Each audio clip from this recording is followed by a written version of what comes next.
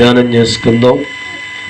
ఈ రాత్రికాలం మందు దేవుడి మాటలు చక్కగా వినే మనసు కలిగి ఉంటే దేవుడి వాక్యంలో ఉన్న ప్రతి ఆశీర్వాదాన్ని కూడా మనం అనుభవించగలం. మనసు పెట్టి మన ఏదైనా వంట చేయకపోతే రుచి వస్తుందమ్మా? రా. మనసు పూర్తిగా వంట చేస్తే అని అనుకున్న టేస్ట్ వస్తుంది. దేవుడి వాక్యాన్ని కూడా ఎప్పుడు కూడా నిండు మనసుతో వినాలి. అలా విన్నప్పుడే దేవుడి వాక్యంలో ఉన్న ఆ యొక్క ఆశీర్వాదాన్ని మనం అనుభవిస్తాం. మంచిది. చాలామంది ఈ లోకంలో కష్టాల వంటి పరిస్థితుల్లో ప్రయాణమవుతున్నప్పుడు, బాధల వంటి పరిస్థితుల్లో వారు ప్రయాణమవుతున్నప్పుడు, కన్నీరు వంటి పరిస్థితుల్లో వారి జీవితాలు ప్రయాణమవుతున్నప్పుడు త్వరగా వారి జీవితంలో ఉన్న బాధలు పోవాలని, త్వరగా వారి బ్రతుకులో ఉన్న కష్టాలు పోవాలని దేవుడు ముందుకెళ్ళి ప్రార్థిస్తూ ఉంటారు. ఇంకెన్నాళ్ళు ఈ కష్టాలు తండ్రి, ఎన్నాళ్ళు ఈ బాధలు పడాలి?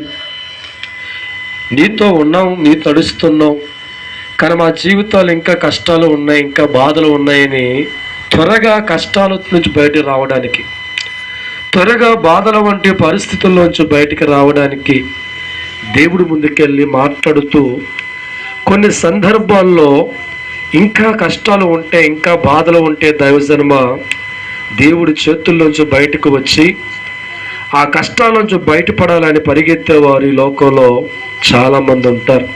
అయితే బైబిల్ ఏం చెప్పింది ఒకసారి మనం జ్ఞానం చేసుకుందాం.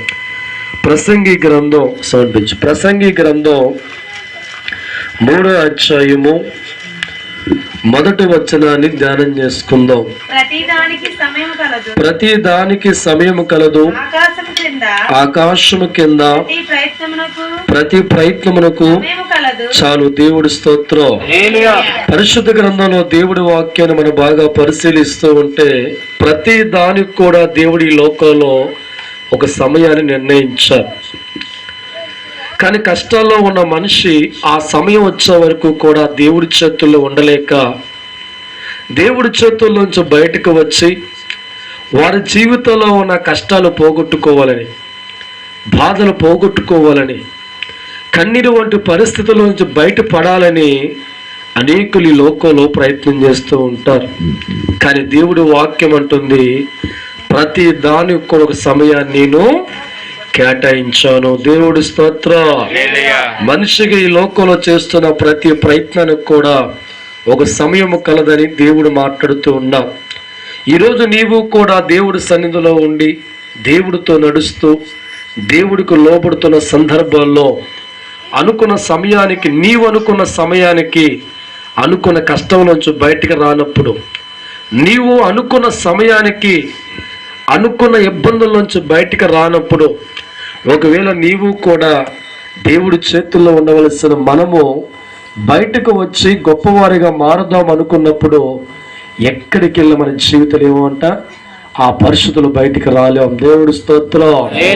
ఒకవేళ ఈ కుటుంబం కూడా దేవుణ్ణి నమ్ముకుంది, నా కుమార్తె దేవుళ్ళు నడుస్తుంది, కానీ ఇంకా ఆమె జీవితంలో ఎటువంటి మార్పు రాలేదు, ఎటువంటి సంతోషం రాలేదు, ఇంకా నువ్వు ఎందుకు దేవుడి చేతుల్లో ఉంటున్నావు, ఇంకా ఎందుకు దేవుడు మందిరంలో ఉంటున్నావని ఒకవేళ దేవుడు అంటే తెలియని వ్యక్తులు ఆమెతో మాట్లాడుతూ ఉంటే ప్రభు అంటున్నాడు, ప్రతి దానికి సమయం ఉంచాను, ఆమెకు ఒక సమయాన్ని నేను కేటాయించాను. దేవుడు స్తోత్రం.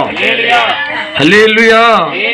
నీ పెరట్లో పెంచుకున్న ఒక మొక్క కొరకు ఒక సమయాన్ని దేవుడి కేటాయిస్తే ఆ మొక్క పువ్వు పూసే వరకు ఎదురు చూస్తున్నావుగా.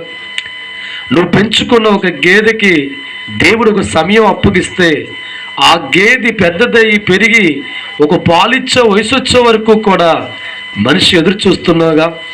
అలాగే నోటికి తినే ఆహారాన్ని దేవుడు నీకు ఇచ్చినప్పుడు, అది పొయ్యి మీద పెట్టినప్పుడు ఉడికేదాకా ఒక సమయం ఎదురు చూస్తున్నావుగా. దేవుడి చేత మనము కూడా ఒక నిర్ణయ కాలం దేవుడు ఇచ్చాడు, ఒక సమయం దేవుడు మనకు ఉంచాడు.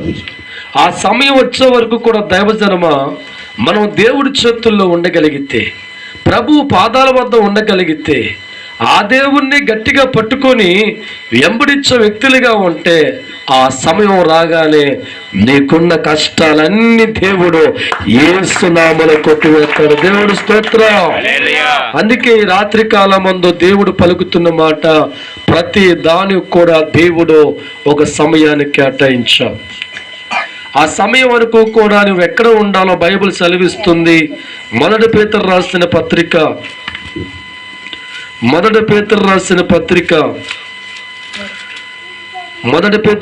పత్రిక 6వ అధ్యాయము క్షమించాలి 217వ పేజీ 217వ పేజీ మొదటి పేతురు పత్రిక ఒకసారిలో హల్లెలూయా హల్లెలూయా హల్లెలూయా. చదవండి. ఇక్కడ 5వ అధ్యాయము 6వ వచనాన్ని ధ్యానం చేసుకుందాం. దేవుడు తగిన సమయమందు మిమ్మల్ని హెచ్చించినట్లు బలిష్టమైన చేతి కింద చాలు. దేవుడి స్తోత్రం. ఈరోజు నీ జీవితం కష్టాల్లో ఉందా? నీ జీవితం బాధల్లో ఉందా? బ్రతుకు కన్నీరు వంటి పరిస్థితుల్లో ఉందా? అవమానించబడే స్థాయిలో ఉందా? అయితే దేవుడు వాక్యం అంటుంది, ఒక సమయాన నీకున్న ప్రతి అవమానమును కూడా కొట్టివేసే రోజు దేవుడు నిర్ణయించావు. ఒక సమయాన జీవితంలో ఏ బాధలు బట్టి ఈరోజు నీకున్నాయో, ఒక సమయాన దేవుడు నిర్ణయించాడో, ఆ సమయం రాగానే నీకున్న బాధల్లో నుంచి, నీకున్న కష్టంలో నుంచి, నీకున్న అవమానంలో నుంచి, నీకున్న నిందల్లో నుంచి దేవుడు ద్వారా విడిపించబడే సమయం ఉందంట. అయితే దేవుడు వాక్యం అంటున్నాడు, దేవుడిని ఇచ్చించే వరకు దేవుడు బలిష్ట రెక్కల కింద నువ్వేం చేయాలంట? దీన మనసులై కనిపెట్టు. దేవుడు స్తోత్రం. హల్లెలూయా. నీ జీవితంలో దేవుడిచ్చేది ఒక అద్భుతం చూసే మనసు నీకుంటే, ఎక్కడెక్కడోకి వెళ్ళి కనిపెట్టే వ్యక్తిగా ఉంటే అనుకున్న స్థాయిలో జీవితం హెచ్చించబడదు. మనం ఎప్పుడూ కూడా కష్టాల వంటి పరిస్థితుల్లో ఉన్నప్పుడు, బాధల వంటి పరిస్థితుల్లో ఉన్నప్పుడు, నిందల వంటి పరిస్థితుల్లో ఉన్నప్పుడు దేవుడు అంటున్నాడు, నా చేతి కింద ఒదిగే వ్యక్తిగా నిలబడితే చాలు. నీ జీవితంలో ఉన్న కష్టాలు ఉన్నప్పుడు నా చేతి నీడలో నిలిచే మనసు నీకుంటే చాలు. తగిన కాలం రాగానే దేవుడు వాగ్దానం ఉంటుంది, నీ జీవితం నిలబెడతాను, నీ కుటుంబం నిలబెడతాను, నీ కన్నీరు తుడుస్తాను, నీ అవమానం తొలగిస్తాను. దేన్ని బట్టి అయితే ఎంతకాలం విచారించావో, దేన్ని బట్టి ఎంతకాలం బాధ అనిపించావో, దేని బట్టి ఎంతకాలం కూడా కన్నీరు కాచావో, నా చేతి కింద నువ్వు ఉండగలిగితే, నా రెక్కల కింద నువ్వు ఉండగలిగితే, ఆ కాలం రాగానే నాలో ఉన్న ప్రతి ఆశీర్వాదం ద్వారా నీకున్న ప్రతి బాధను నేను కొట్టివేస్తాను. దేవుడి స్తోత్రం. హల్లెలూయా. అందుకే దేవుడు వాక్యం అంటుంది, దేవుడు తగిన సమయం హెచ్చించినట్లు ఆయన బలిష్ట రెక్కల కింద దీన మనసులే ఉండు. దేవుడి స్తోత్రం. ఈరోజు ఎస్తేర్ రాణి కుటుంబంలో కూడా ప్రజెంట్ కాలంలో చెప్పుకోలేని బాధలు, కంటికి కనబడే సమస్యలు, గుండెను డొలిసే ఒక్క ఇబ్బందికర పరిస్థితిలో, లోపల కృంగిపోతున్న మానసిక ఒత్తిడితో ఒకవేళ ఈ కుటుంబం ఉండొచ్చు. కానీ కుటుంబంతో దేవుడు పలుకుతున్న మాట, నా చేతి కింద ఒదుకుంటావా? నా చేతుల్లో ఉండే మనసు కలిగి ఉంటావా? నీకున్న బాధను బట్టి, నీకున్న కష్టాన్ని బట్టి, నీకున్న ఇబ్బందులను బట్టి, అవమానం అంటూ పరిస్థితులు ఉన్నప్పుడు కూడా నీవు నా చేతుల్లోకి వచ్చి ఒదిగే వ్యక్తిగా ఉండి, దీన మనసు కలిగి ఉండి, సమయం కనిపెట్టే వ్యక్తిగా ఉంటే, ఇదిగో నీకు ఒక సమయం కేటాయించాను. ఆ సమయం రాగానే దేవుడిస్తున్న వాగ్దాని కుటుంబానికి నీ జీవితాన్ని హెచ్చించి, నీ కుటుంబాన్ని ఆస్వాదించి, సమాధానం కలిగించి, మేలుతో నింపి 10 మందికి అన్నం పెట్టే కుటుంబంగా యేసు నామములో ప్రభువారు నిలబెట్టబోతున్నారు. దేవుడు స్తోత్రం. దేవుడే నిన్ను నిలబెడతాడమ్మా, భయపడకు భయపడకు. దేవుడే నిన్ను నిలబెడతాడమ్మా, భయపడకు భయపడకు. కష్టాలు ఎదురవుతున్నా, బాధలే ఎదురవుతున్నా, కష్టాలే ఎదురవుతున్నా, బాధలే ఎదురవుతున్నా, అడుగడుగునా అవమానాలే కృంగిస్తున్నా, అడుగడుగునా అవమానాలే కృంగిస్తున్నా,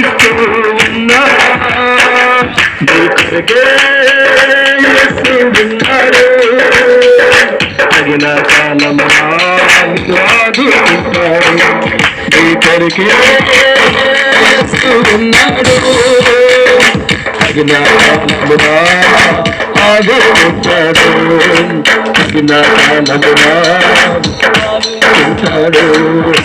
దేవుడి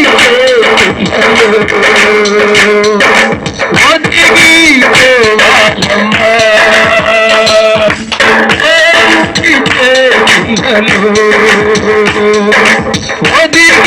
ఒదిగిపోవాలమ్మా, ఆ దేవుడి మెచ్చిస్తాడు, ఆ దేవుడి నీకు మేలు చేస్తాడు, ఆ దేవుడి నిన్ను హెచ్చిస్తాడు, ఆ దేవుడి నీకు మేలు చేస్తాడు,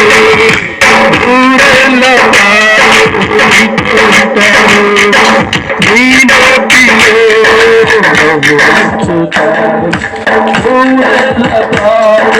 నీతో ఉంటాడు, నీ నోటిలో చెప్తాడు. దేవుడి స్తోత్రం. ఈరోజు మనసారా నవ్వడానికి కూడా జీవితంలో అవకాశం లేక ఎడుతున్నారేమో ఒకవేళ, కానీ ప్రభు ఆత్మ చెప్తున్న మాట, జీవిత కాలం అంతా నవ్వుతున్న జీవితాన్ని తగిన కాలంలో ప్రభు అంటున్నాడు, ఈ కుటుంబానికి ఆ బిడ్డకి దేవుడు ఇవ్వబోతున్నాడు. దేవుడి స్తోత్రం. హల్లెలూయా. అందుకే దేవుడు వాక్యం అంటుంది, తగిన కాలంలో నీకు ఒక నిర్ణయించిన తారీఖు వరకు కూడా నువ్వు మనుషుల చేతుల్లో కాకుండా నిన్ను ఆస్వాదించే దేవుడి చేతుల్లో ఒదిగి మెలిగే వ్యక్తిగా మారుతూ ఉంటే, ఆ సమయం రాగానే దేవుడిస్తున్న వాగ్దానం, నీ జీవితాన్ని మారుస్తానమ్మా, నీ కుటుంబాన్ని మారుస్తానమ్మా. ఆ స్థితి వచ్చే వరకు కూడా కష్టాన్ని బట్టి దేవుడి చేతుల్లో జారిపోయే వ్యక్తులు కాకుండా, బాధను బట్టి దేవుడి చేతుల్లో దూరం వెళ్ళిపోయే వ్యక్తులు కాకుండా, ఆ కష్టకాలంలో కూడా దేవుని హత్తుకొని దేవుడి చేతుల్లో ఉండే వ్యక్తిగా మన జీవితంలో మార్చుకుంటే, దైవజనమ దేవుడిస్తున్న వాగ్దానం వారి జీవితాలు ఏం చేస్తాడు? ఎవరంటమ్మా హెచ్చిస్తాడు. దేవుడి స్తోత్రం. హల్లెలూయా, హల్లెలూయా. చూడండి, ఇక్కడ వాక్యం చూద్దాం. ఆదికాండము 37వ అధ్యాయము, ఆదికాండం 37వ అధ్యాయము 24-25 వచనాలు ధ్యానం చేసుకుందాం. అమ్మా, అతన్ని పట్టుకొని ఆ గుంటలో పడద్రోసి ఆ గుంట ఒట్టిది, అందులో నీళ్లు లేవు. వారు భోజనము చేయుచుండగా కన్నులెత్తి చూడగా ఐగుప్తునకు తీసుకొని పోవుటకు మస్తికలో బోళమును మోయిచున్న వంటలతో చాలు. దేవుడి స్తోత్రం. ఆయన అంటే అర్థం యేసప్ప అండి. చిన్నప్పుడు కానించి కూడా దేవుడు అంటే భయభక్తులు కలిగిన వారు ఉన్న జీవితాల్లో ఎన్నో కష్టాలు వెంటాడడం ప్రారంభించబడ్డాయి. ఎవరో పొరుగురు వచ్చి కష్టాలు పెట్టలేదండి, అన్నదమ్ములే చుట్టుబొట్టు మాటలతో యేసేపుతో మాట్లాడుతూ ఉన్నారు. యేసేపు దేవుడి మీద ఆధారపడే వ్యక్తిగా ఉన్నాడు, దేవుణ్ణి ఆనుకునే మనస్సు కలిగిన వాడు ఉన్నాడు. నా జీవితంలో దేవుడి చేత ఆశ్రయించబడతాని మనస్సు కలిగిన వాడిగా దేవుడు నడుస్తూ ఉంటే, దైవజనమ ఈ లోపు అననుకున్నారు, ఈయన్ని మనతో పాటు ఉంచకూడదు, ఈయన చంపాలా లేదంటే గుంటలైనా అనుకుని గుంటలో వేసేసారు. దేవుడి స్తోత్రం. ఇంచుమించు 100 అడుగులు లోతున్న గుంటలో పడేస్తారు. తర్వాత తీసుకొచ్చి బయటికి 30 వెండి నాణాలకి అమ్మివేశారు. ఇటువంటి భయంకరమైన కష్టాల వంటి పరిస్థితుల్లో దేవుడు నమ్ముకున్న యేసేపు జీవితం ప్రయాణం అవుతుంది. ఎటు చూసినా జీవితంలో ఆటంకాలు కనబడుతున్నాయి. అన్నదమ్ముల చేత నిందించబడుతున్నారు, అన్నదమ్ముల చేత గుంటలు వేయబడ్డారు. ఇటు కుటుంబ పరంగా తన జీవితంలో ధైర్యం చెప్పేవారు లేరు. కుటుంబ పరంగా చూస్తే దైవజనమ అవమానించేవారే ఉన్నారు.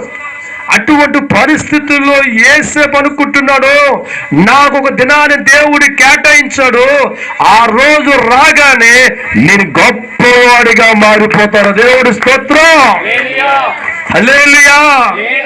అలా మారనుకున్న యేసేపు దేవుడి చేతులు దాటుకొని బయటికి వెళ్ళేవాడిగా కనబడతలా.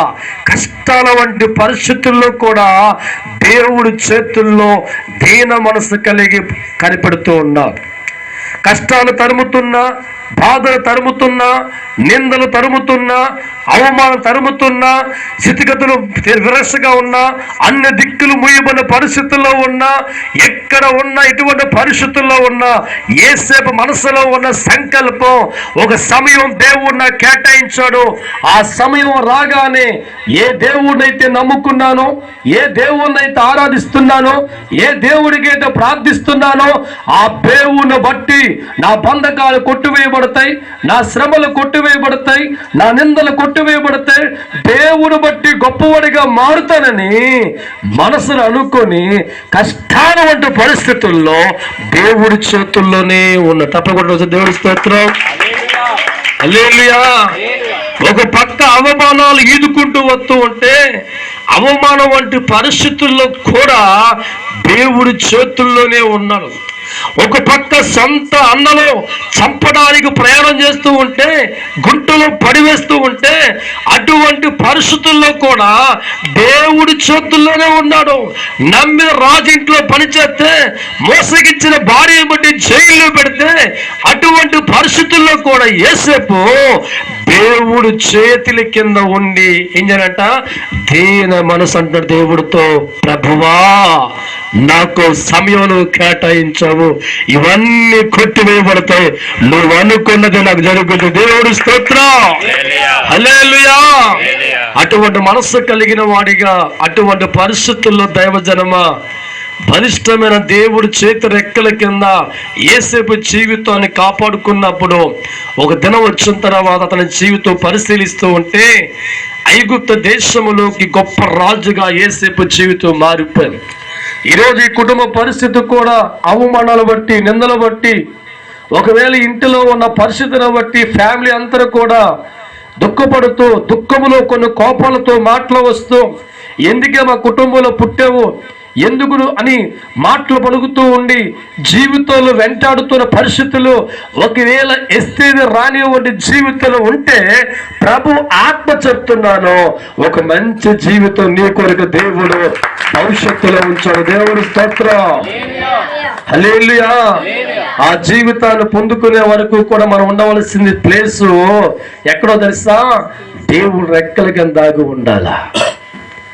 దేవుడు బలిష్ట రెక్కల కింద మన గూడు కట్టుకొని మన జీవితాన్ని ఆ రెక్కల కింద భద్రపరుచుకొని దేవుని కొనియాడుతూ వెళ్ళిపోతూ ఉంటే తగిన కాలం రాగానే దైవజనమ ఏ జీవితంలో అవమానాలు, నిందలు, బాధలు, కష్టాలు నీ కంటి కనబడి ఎంతకాలం వేధించాయో ఆ సమయం రాగానే తుఫాన్ దెబ్బ దొరకకుండా పారిపోతే ఆశీర్వాద వర్షాలు నీ జీవితంలో ప్రారంభించబడతాయి. దేవుడి స్తోత్రం, హల్లెలూయా. అందుకే దేవుడి వాక్యం అంటుంది, ప్రతి దానికి కూడా సమయం ఉన్నట్లుగా నీ జీవితానికి కూడా హెచ్చింపు సమయం ఉందని ప్రభువు మాట్లాడుతున్నాం. దేవుడు హెచ్చించే వరకు కూడా మన జీవితాలు దేవుడు రెక్కల కింద ఒదిగినట్లుగా ఉండాలి. ఈనాడు యేసేపు చరిత్ర మనం చదువుకుంటే ఎందుకు ఇంత గొప్పవాడిగా మార్చబడ్డాడంటే, దేవుడు రెక్కల కింద కష్టాల్లో కూడా మన జీవితాన్ని పెట్టుకున్నాడు. మనుషుల చేతుల్లో జీవితాన్ని పెట్టలేదు, లోకములో జీవితాన్ని పెట్టలేదు, కానీ కష్టాల వంటి కొలుములు తన జీవితం ప్రయాణం అవుతున్నప్పుడు, బాధల వంటి పరిస్థితుల్లో జీవితం ప్రయాణం అవుతున్నప్పుడు, సొంత కుటుంబ సభ్యుల ద్వారా అవమానాల వంటి పరిస్థితి ఎదురవుతున్నప్పుడు కూడా యేసేపు తన జీవితాన్ని దేవుడు రెక్కల కింద పెట్టుకుని ఎదురు చూశాడు. దేవుడి స్తోత్రం. అందుకే తన జీవితాన్ని ఒక సమయం రాగానే భగవంతుడి చేత హెచ్చించబడింది. దేవుడి చేత యేసేపు జీవితం గొప్పగా మార్చబడింది. ఎవరు ఊహించలేని స్థానంలో దేవుడు యేసేపు జీవితం నిలబెట్టాడు. నా ప్రేమ దైవజనమా, ఈరోజు దేవుడు మనిషికి ఇంటికి వచ్చాడు. ఇంచుమించు శనివారం 5-6 వేల మంది వస్తారు అక్కడికి. కానీ ఇటువంటి బిడ్డను దేవుడు ప్రేమించి నా పిల్లకి చూడనిపించాడు. దేవుడు స్తోత్రం, హల్లెలూయా. డబ్బును బట్టి దేవుడిని ఇంటికి రాడు, ఆస్తిని బట్టి దేవుడిని ఇంటికి రాడు, పదవును బట్టి రాడు. కానీ నిండు మనస్సుతో దేవుని ప్రేమించే గుణం అంటే ఆ పేదరికంలో ఉన్న, లేమిలో ఉన్న, ఎటువంటి పరిస్థితుల్లో ఉన్న సృష్టికర్త దేవుడు అక్కడికి వచ్చి వాళ్ళని ఆస్వాదిస్తాడు. దేవుడు స్తోత్రం. ఈరోజు ఈ కుటుంబంలో కూడా దేవుడు పలుకుతున్న మాట, మీ జీవితాలు హెచ్చించే సమయం రాబోతుంది, గొప్పవారిగా మారే సమయం రాబోతుంది, ఆటంకాలు కొట్టేసే సమయం రాబోతుంది, ఘనమైన కాలం ఇంట్లో జరిగే సమయం రాబోతుంది, దేవుడి చేత, దేవుడి కృప చేత వర్ధిల్లే సమయం రాబోతుంది, అనుకున్న మేలు చేత నింపబడే సమయం రాబోతుంది. అంతవరకు కొంతసేపు నీవు నా చేతి కింద ఉండగలిగితే, నా రెక్కల కింద ఉండగలిగితే, నాకు లోబడే వ్యక్తిగా ఉండగలిగితే, దేవుడిచ్చిన ప్రవచన ప్రకారంగా దైవజనమా మన జీవితాల్లో ప్రభువు ద్వారా ఎలా ఉండాలో కోరుకున్నామో ఆ స్థానములో పెట్టగలిగిన శక్తి కలిగిన దేవుడు ఈ రాత్రి కుటుంబానికి ఇస్తున్న వాగ్దానం. సమయం రాబోతుంది, మీరు హెచ్చించబడిపోయిన కనుక దేవుని మహిమపరిచేయాలంట, ఆయన రెక్కల కింద మనం ఉండాలి. దేవుడు స్తోత్రం, హల్లెలూయా. కీర్తన గ్రంథం 145 అధ్యాయం 15వ వచనం ధ్యానం చేసుకుందాం. 145:15 వచనం. సర్వజీవుల కన్నులు నీ వైపే చూస్తున్నాయి, తగిన కాలమందు వాటికి నీవు చాలు. దేవుడు స్తోత్రం. ప్రపంచంలో ఉన్న నోరు లేని ప్రతి జీవి ఎవరి వైపు చూస్తుందంట? ఎవరి వైపు? నువ్వెవరి వైపు చూస్తున్నావు? కష్టం రాగానే మనుషుల వైపు చూస్తున్నావా? బాధ రాగానే బంధువులు ఎత్తుక్కుంటున్నావా? అవమానం రాగానే నువ్వు ఎత్తుక్కుంటున్నావా? ఎక్కడ కూడా మూగజీవులు కానీ, పక్షులు కానీ, ఇవన్నీ కూడా వారి జీవితంలో ఆహారం కొదువుగా ఉన్నప్పుడు, కష్టం వంటి పరిస్థితుల్లో ఉన్నప్పుడు మన వాక్యం అంటుంది, సర్వజీవులు కన్నులు నీ వైపే చూస్తున్నాయి తండ్రి. ఎవరి వైపు? ఎవరి వైపమ్మా? ఆకలితో ఉన్న ప్రతి జీవి కూడా, ప్రపంచంలో కొన్ని కోట్ల జీవులు ఉన్నాయి. ఇవన్నిటికి ఉన్న నమ్మకం ఏం తెలుసా? మమ్మల్ని పుట్టించిన సృష్టికర్త దేవుడే మాకు అన్నం పెడతాడు. దేవుడు స్తోత్రం. మళ్ళీ నీకుందా నమ్మకం? ఆ దేవుని నమ్మకం నీకుందా? నోరు లేని ప్రతి జీవి కూడా దేవుడినే నమ్ముతుంది. ఆకలి వంటి పరిస్థితుల్లో, దప్పిక వంటి పరిస్థితుల్లో, కష్టం వంటి పరిస్థితుల్లో దేవుడు వాక్యం అంటుంది, సర్వజీవుల కన్ను నీ వైపే చూస్తున్నాయి తండ్రి. ఎందుకయ్యా అంటే తగిన కాలమందు వాటిని ఏమిస్తామంట? ఆహారం ఇచ్చుదు అని. దేవుడు స్తోత్రం. ఎంత నమ్మకంతో ప్రభు వైపు చూస్తున్నాయి. నీలాగా వాటికి నోటు మాట లేదు, నీలాగా వాటికి ఇల్లు లేవు, నీలాగా వాటికి బ్యాంక్ బ్యాలెన్స్ లేదు, నీలాగా పంట పారి ఉడిచే కృప కూడా లేదు. ఆ పూటకి దేవుడు పెడతాడు. నమ్మకంతో దేవుడి వైపు చూస్తూ ఉంటే ఏ పక్షాన ఆకలితో ఉంది ఈ లోకంలో? చెప్పండి. మనుషులు ఆకలితో. ఎందుకంటే పుట్టించిన దేవుడి మీద నమ్మకం లేక కష్టకాలంలో, బాధల వంటి కాలంలో మనుషులు ముఖాలు చూస్తాం, మనుషుల వైపు ఎదుక్కుంటాం. అందుకే మన జీవితాల్లో ఎంతకాలం వారు ముఖాలు చూసిన దైవజనమ అనుకున్న సహాయం కానీ, అనుకున్న ఆహారం అందదో. కానీ పక్షులు జ్ఞానం కలిగి అంటున్నాయి, నీవే మాకు పోషించే దేవుడివి, ఆహారం పెట్టుకొని నమ్మి ఆయన వైపే చూస్తుంటే దేవుడి చేతుల్లో ఉన్న ప్రతి ఆహారాన్ని కోట్ల జీవులకి దేవుడు ప్రతి దినము కూడా పెట్టి పోషిస్తున్నాడు. దేవుడి స్తోత్రం, హల్లెలూయా. జ్ఞానము లేని పక్షి దేవుడి వైపు చూస్తుంది, మాట లేని జంతువులు దేవుడి వైపు చూస్తున్నాయి. ఆ జ్ఞానం లేకపోయినా, నోటి మాట లేకపోయినా, ఎవరిని బట్టి లోకంలో పుట్టాయో ఆయన మాత్రం ఆ జీవితాలు పోషించి నమ్మి సర్వం ఆయన వైపే చూస్తుండగా తగిన కాలం రాగానే ఆ పూట వాటికి భోజనం అందించి సర్వజీవులు కూడా దేవుడు కాపాడుకుంటున్నాం. దేవుడు పోలికలో మనం పుట్టి, దేవుడు రక్తంలో కరగబడి, దేవుడు నామాన్ని హెచ్చించుకున్న మన జీవితంలో కూడా వాక్యం అంటుంది, నీ కష్టకాలంలో చూడవలసింది బంధువు వైపు, చుట్టాల వైపు, లోకుల వైపు కాదు, కానీ దేవుడి వైపు మన కన్నులు చూడాలి.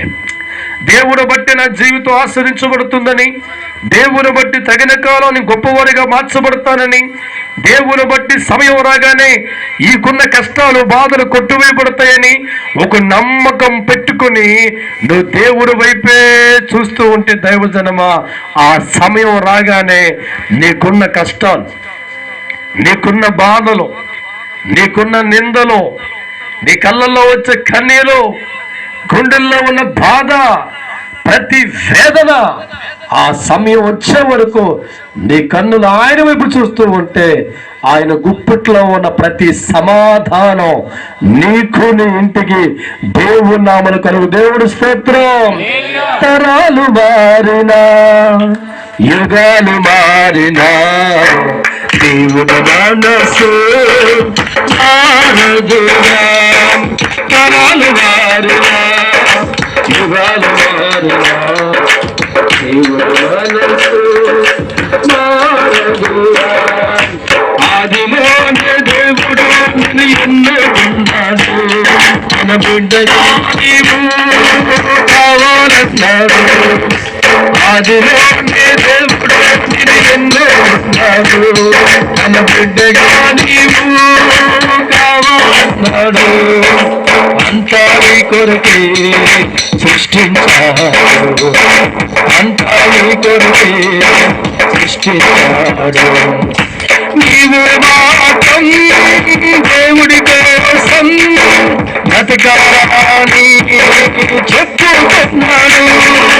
నీవు మాత్రం దేవుడి కోసం బ్రతకాలని చెప్పుకున్నాడు. ఈ భూమి నీకే, ఈ డింగి నీకే, ఈ భూమి నీకే, డింగి నీకే. భూమిని ధరాదుగా ఉంచాలన్నాడు, భూమిని ధరాదుగా ఉంచాలన్నాడు.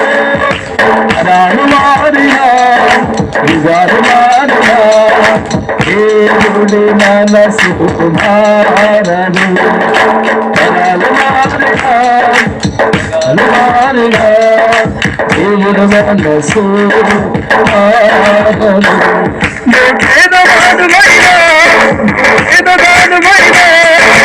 దేవుడికే నీ మనసు సినేలా,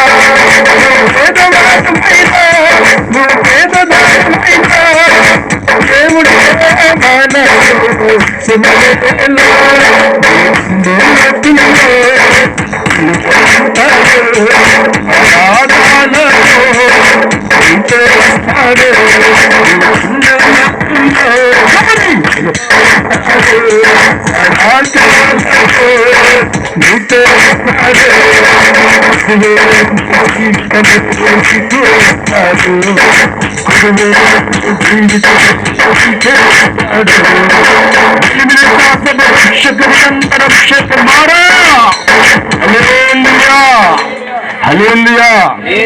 ఈరోజు ఈ కుటుంబం కూడా దేవుడు ప్రేమించి ఆ ప్రాంతము నుంచి యెహోషువ నగజమే కాంసాభిషేకరి కందరాభిషేకం మారత, నేను పై రూపాన్ని చూడను. ఎవరు నన్ను ప్రేమిస్తారో, ఎవరు నాకు లోబడతారో, ఎవరు నాకు నిలబడగలుగుతారో వారి ధన్యులో, వారికి దేవుడై ఉంటా. తప్పుడు పడదాం. హల్లెలూయా, హల్లెలూయా. ఒక రాజకీయ నాయకుని ఇంటికి రావాలంటే నువ్వు కనీసం ఆస్తిపడేం కావాలా, ఆ పదవిని ఉండాలా, లేకపోతే రాడు. పేదవాడి ఇంటికి ఎవరైనా రావాలంటే దైవజనమా ఆలోచిస్తారు. ఒక ధనవంతుడి ఇంటికి రావాలంటే ఆలోచన లేకుండా గమ్మ వెళ్ళిపోతా. కానీ దేవుడు మన ఇంటికి రావాలంటే ఈమెకు బ్యాంక్ బ్యాలెన్స్ ఉందా, పొలం ఉందా, పెద్ద బిల్డింగ్ ఉందా, కారు ఉందా దేవుడు చూడడం. గుండె లోతులు నా పట్ల విశ్వాసం ఉందా. దేవుడు స్తోత్ర. ఇంటికాడ బయలుదేరే ముందు 10 నిమిషాలు దేవుడు ముందుకెళ్ళి ప్రార్థన చేస్తే నాకు పలికిన మాట, ఆమె విశ్వాసముతో ఉంది, దీవించబడబోతుంది, వెళ్ళు ప్రభు నాతో చెప్పాడు. ఈరోజు నీ ఇంటికి సృష్టికర్త దేవుడు వచ్చాడు. దిగులు పడమాక. పాపు లేచిపో. దేవుడి స్తోత్రం. తండ్రి రానంతకాలం నీ కష్టాలు, దేవుడు రానంతకాలం నీ బాధలు, నీ జీవితంలోకి ప్రభు వచ్చిన తర్వాత, తండ్రి అడుగుపెట్టిన తర్వాత, దేవుడు నామాన్ని జపించే స్థాయిలో ఈ స్థలములు జరిగిన తర్వాత దరిద్రమంతా దేవుడి చేత కొట్టివేయబడుతుంది, పేదరికం కొట్టివేయబడుతుంది, అవమానం కొట్టివేయబడుతుంది, శాపం కొట్టివేయబడుతుంది, కన్నీళ్ళు తుడువందేసా. ఎక్కడ దేవుడు పాదాల మోపబడతాయో అక్కడ దరిద్రానికి చోటు లేదు కానీ ఆశీర్వాదం. దేవుడు స్తోత్రం. 20 సంవత్సరాల నుంచి నీ ఇంటిలో శోధనతో, కన్నీటితో, వేదనతో నలిగిపోతున్న మీ జీవితాల్లో ఈ దినము సృష్టికర్త దేవుడు ప్రతి ఆటంకాన్ని కూడా కొట్టివేసి సర్వ మేలుతో నింపి జీవితాన్ని మార్చి, ఏ ఆనందం ఈ జీవితం లేక ఏడుస్తున్నారో ఆ ఆనందాన్ని దేవుడు ఈ దినమే మీ జీవితాల్లో ప్రారంభించాడు. దేవుడు స్తోత్రం. హల్లెలూయా. మన బతుకులు ఎన్ని ఉన్నా యేసు లేకపోతే శూన్యం అన్నట్లుగా దేవుడు ఒక వాక్కు ఈ దినం ఇంటికి వచ్చింది కనుక ఇదే ప్రాంతంలో మరోసారి వస్తాను. అప్పుడు మీ జీవితాలు యేసు నామాన్ని బట్టి అభివృద్ధిలో ఉంటారు. దేవుడి స్తోత్రం. పెద్ద బహిరంగ సభ మీ కుటుంబాన్ని బట్టి ఇదే ప్రాంతంలో ప్రభువు పెట్టించ రాబోతుంది. అది కారణం ఏంటంటే ఘనమైన కార్యాలు, ఘనమైన మేలులు, హెచ్చించే కార్యాలు ఈ దినము నుంచి నీ ఇంట్లో ప్రభు స్టార్ట్ చేయబోతున్నారు. నమ్మిన వారు తప్పలేకపోతుంది. హల్లెలూయా, హల్లెలూయా. మన బతుకుల్లో ఎంతమంది వచ్చిన జీవితం మార్చబడదు కానీ బ్రతుకులు మార్చే దేవుడు మన ఇంటికి వచ్చినప్పుడు అన్ని విషయాల్లో కూడా విజయం సాధిస్తాం. ఎక్కడైతే వెలుగు అడుగు పెడుతుందో ఒక చీకటికి ఆస్కారం లేదు, ఆపదకి ఆస్కారం లేదు. కానీ దైవజనమా, ప్రభు అడుగుపెట్టిన ప్రతి స్థలములో కూడా స్వాతంత్రంగా జయించడానికి ఒక హక్కు దేవుడు మనకిస్తారు. ఈరోజు నీ కుటుంబంలో కూడా ప్రభు వచ్చి అడుగు పెట్టే ప్రారంభించారు. అందుకే ప్రభు వాక్యం అంటుంది, ఇంతవరకు నీకున్న కష్టాన్ని బట్టి, బాధను బట్టి ఏడ్చి ఏడ్చి ఏడ్చి ఎప్పుడు మా దినములు తెల్లారుతాయ్యా, ఎప్పుడు బాధలు తీరుతావయ్యా, 20 సంవత్సరాల నుంచి ఇదే కొంపలు ఏడుతూ ఉన్నాను అని అడిగే జనులకు దేవుడిచ్చిన సమాధానం తగిన కాలం వచ్చింది, నేడు వచ్చే ఉంది. దేవుడి స్తోత్రం. హల్లెలూయా, హల్లెలూయా. కీర్తన గ్రంథం 40వ అధ్యాయము 1వ వచనం ఒకసారి ధ్యానం చేసుకుందాం. కీర్తన గ్రంథం 40 వచనం. యెహోవా కొరకు నేను సహనముతో కనిపెట్టాను, ఆయన నాకు చెవియొగ్గి నా మొరాలకిచ్చును. నాశనకరమైన గుంటలో నుండి, జిగటగల దొంగ ఊబి నుండి ఆయనను పైకి లేవనెత్తను. నా పాదములు బండను నిలిపి స్థిరపరచెను. దేవుడి స్తోత్రం. హల్లెలూయా. దావీదు చాలా కష్టాల వంటి జీవితంలో ప్రయాణమవుతూ వెళుతున్నప్పుడు ఎక్కడ కనిపెట్టాడంట? అయ్యా, నీ పాదాల వద్ద నా జీవితంలో ఒక మార్పు కొరకు, ఆశీర్వాదం కొరకు, మేలు కొరకు, ఒక సంతోషం కొరకు, ఒక వెలుగు కొరకు నీ పాదాల వద్ద నేను సహనముతో కనిపెట్టి ఉన్నాను. దేవుడి స్తోత్రం. చాలా మందికి లోకం అన్నిట్లో ఓపుకుంటుందండి. చచ్చే వరకు భర్తకు ఒడిపెట్లు ఓపుకుంటుంది. ఒక మొక్క పెట్టుకుంటే పెరట్లోని కనీసం 6 నెలలు నీళ్లు పోసి ఓపుకుంటుంది. బర్రెల్ని పెంచుకుంటే అది సూడి కట్టితే 9 నెలలు మనం ఓపిక చూస్తాం. కానీ ఒక్క దేవుడి విషయంలోనే మనిషికి ఏం లేదంట, ఓపిక లేదు. దేవుడి స్తోత్రం. కానీ ఓపిక మనకు ఉండాలా. దావీదు ఓపికతో సహనంతో కనిపెట్టేవాడిగా ఉన్నాడు కనుక దావీదు సాక్ష్యం ఇస్తున్నాడు. ఆయన చెవియొగ్గిన మొరాలకిచ్చును. నాశనకరమైన గుంటలో నుండి, జిగటగల ఊబులో నుండి ఆయన నన్ను పైకినెత్తి స్థిరమైన అడుగుగల జీవితాన్ని దేవుడు మార్చాడు, స్థిరపరిచాడు. దేవుడు స్తోత్రం. ఈరోజు నీవు కూడా దేవుడు అంటున్నాడు, నా ముందుకు వచ్చి నువ్వు సహనముతో కనిపెట్టి ప్రార్థించుకుంటూ వెళ్ళిపోతూ ఉంటే దైవజనమా, దావీదు ఎలాగైతే ప్రతి సమస్యలోంచి విడిపించి జీవితాన్ని స్థిరపరిచానో ఈ కుటుంబం కూడా దేవుడి పట్ల సహనం కలిగి మా జీవితాలు మార్చబడతాయని, బ్రతుకులు కట్టబడతాయని, మాకున్న ప్రతి కన్నీరు తొడవబడద్దని సహనముతో దేవుడు పాదాల వద్ద కనిపెట్టి ప్రార్థించి మొరపెట్టి వెళుతూ ఉండగా ఈ సమయం రానే వచ్చింది. ఈరోజు ఎక్కడో ఉన్న నన్ను ఇక్కడ ఉన్న సహోదరి ఇంటికి రావడానికి కారణం ఇది దేవుడు ప్రణాళిక వల్ల జరిగిన కార్యం. దేవుడి స్తోత్రం, హల్లెలూయా. దావీదు జీవితంలో కష్టాల వంటి పరిస్థితుల్లో ఉన్నప్పుడు దేవుడు తన బతుకులకు వచ్చిన తర్వాత తన కష్టాలన్నీ కొట్టివేయబడినట్లుగా, యేసేపు జీవితం కష్టాల వంటి కొలుములో ప్రయాణమవుతున్నప్పుడు సహనముతో కనిపెట్టి యేసేపు వెళుతున్నప్పుడు యేసేపు జీవితంలో దేవుడు అడుగుపెట్టిన తర్వాత సమస్యలన్నీ కొట్టివేయబడినట్లుగా, అబ్రము భార్య సారా జీవితంలో 75 సంవత్సరాల వయసు వచ్చిన బిడ్డలేకపోతే 25 సంవత్సరాలు కనిపెట్టే వరుసతో దేవుళ్ళు అబ్రము ఉన్నప్పుడు దేవుడు మాట వచ్చినప్పుడు తన అవసరం తీర్చబోయినట్లుగా ఎస్తేరు రాణి అని కుటుంబంలో 15 సంవత్సరాల నుంచి కష్టాలు, కన్నీలు, బాధలు, నిందలు వస్తున్నా దేవుడి వల్ల బ్రతుకుతాను, దేవుని బట్టి స్వస్థతది, దేవుని బట్టి బాగుపడతానని అడుగులు వేసుకుంటూ యెహోవా అగ్నిజ్వాల ప్రార్థన మనుషులు తండ్రి వద్దకు వచ్చి ఉండగా ఆ తండ్రి నీ ఇంటికి దినం వచ్చాడు కనుక నువ్వు టాప్ జరిగిపోతావు. దేవుడి స్తోత్రం, హల్లెలూయా, హల్లెలూయా, హల్లెలూయా.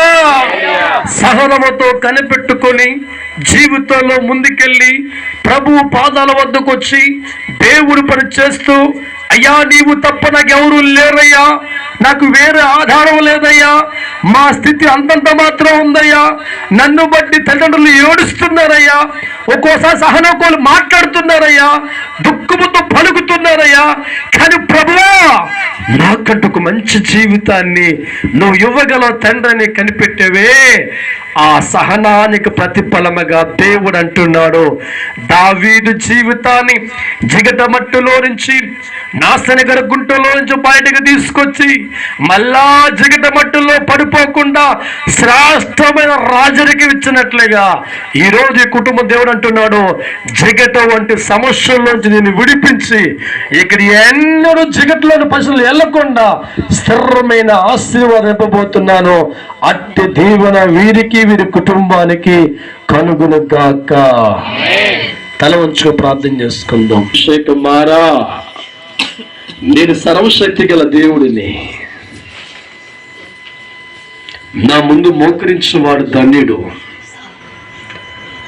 నేను చేయగల నమ్మిన వాడు ధన్యుడు. భయపడుకున్న కుమార్తె, నీ వ్యాధిని కొట్టివేసి బలిగితను దూరపరిచి నూతన జీవితం దయచేసి గర్భ దూరములు తెరిచి బ్రతుకు నిలబెట్టి నువ్వు వెచ్చించబడి నువ్వు కోరుకున్న సంతోషం నేను నీకు అనుగ్రహించబోతున్నా. హోళాచ సమయ కాంసాభిషేకం మారా ఈ ప్రాంతంలో మరొకసారి వస్తాను కుమార్తె. ఆ దిన 100 మంది నా వద్దకు వస్తారు. ప్రతి మనిషితో నేను మాట్లాడతాను. భయపడకు. ఎంతకాలం జీవితంలో ఉన్న శ్రమ నీకు దూరం కాబోతు. తండ్రి పలుకుతున్న మాటలు బట్టి వందనం. మనుషులుగా మా జీవితంలో శ్రమ వచ్చినప్పుడు అల్లాడిపోతాం తండ్రి, కానీ అంటున్నావు నీకు సమయాన్ని కేటాయించాను, ఆ సమయం వరకు ఉండవలసిన స్థలం నా రెక్కల కింద నువ్వు ఉండాలి, నా మీద వానుకోవాలి అని మాట్లాడుతుండగా ఈరోజు సహోదరు కూడా ప్రభువా చిన్న వయసులో ఎన్నో కష్టాలు, బాధలు, అవమానాలు, ఎడబాటు వంటి పరిస్థితులు, బలహీనత వంటి పరిస్థితి ఈ కుటుంబం వెంటాడుతుండగా ప్రభువా ఈరోజు ఈ కుటుంబకు వచ్చినందుకు వందనాలు. గొప్ప దేవుడు అయ్యా. ఈ లోకంలో మనుషులైతే ఆస్తిని బట్టి గౌరవిస్తారు, పదవును బట్టి గౌరవిస్తారు, కానీ ప్రభువా నీవు పిడికిడి గుండెల్లో ఇచ్చిన చోటుని బట్టి గౌరవిస్తావయ్యా. ఈ కుటుంబం మీ చేతికి అప్పగిస్తున్నాను, ఆ బిడ్డని మీ చేతికి అప్పగిస్తున్నాను. నూతన సంవత్సరంలో ప్రభువా ఆశ్చర్యకరమైన మేలుతో ఈ కుటుంబం నింపండి. ఒక అద్భుతము చేసాము, స్వస్థపరిచి ఒక మంచి జీవితం దాయిచ్చాను. వారి కళ్ళల్లో ఉన్న ప్రతి కన్నీరు నూతన సమస్యలు కొట్టివేయండి ప్రభు. మార్గాలు తెరవండి, సమస్యలు దూరపరచండి. ఏ సంతోషం అయితే కొన్ని సంవత్సరాల నుంచి కుటుంబంలో లేదో, ఏ యెహోషువ నమ్మాలే గాని నా నుంచి ఏమి కోరుకున్నా వారికి అనుగ్రహించబడుతుంది. తండ్రి నీకు వందనాలు. ఈరోజు ఒకరు నమ్మి ఒకరు నమ్మక ఈ కుటుంబం ఏడుస్తున్నారయ్యా. ఒకరు విశ్వాసముతో ఉండి ఒకరు నీకు నమ్మలేని వారికి ఉన్నారు తండ్రి. కానీ అంటూ నమ్మగలిగితే ఈ కుటుంబాలు హెచ్చిస్తారంటున్నావు తండ్రి. దయచేసి నీ కుమార్తెను బట్టి కుటుంబాన్ని ఆస్వాదించండి, దీవించండి. ఈ రాత్రికాల ప్రార్థనలో పాల్గొన్న ప్రతి కుటుంబాన్ని కూడా ఆస్వాదించమని, నాతో వచ్చే బిడ్డలు కూడా దీవించమని, నిన్ను మనసుతో మనలో ఒకసారి వచ్చేటప్పటికి ప్రభువా సంతోషముతో సమాధానముతో కీరెట్లు కొట్టే కుటుంబంగా ఈ కుటుంబాన్ని ఆస్వాదించమని మా రక్షకుడు మీ కుమారుడైన యేసుక్రీస్తు నామం పేరుట అడిగి వేడుకుంటున్నాము తండ్రి. యేసు రక్తమే జయం, సిలువ రక్తమే జయం, అపవాదికి నాశనం కలిగిన గాక. తండ్రి ప్రేమ, క్రీస్తు కృప, పరిశుద్ధాత్మ సహవాసం సదాకాలం తోడై నిలిచిన గాక. దేవుడు మిమ్మల్ని మీ కుటుంబాలను ఆస్వాదించును గాక. మంచిదండి.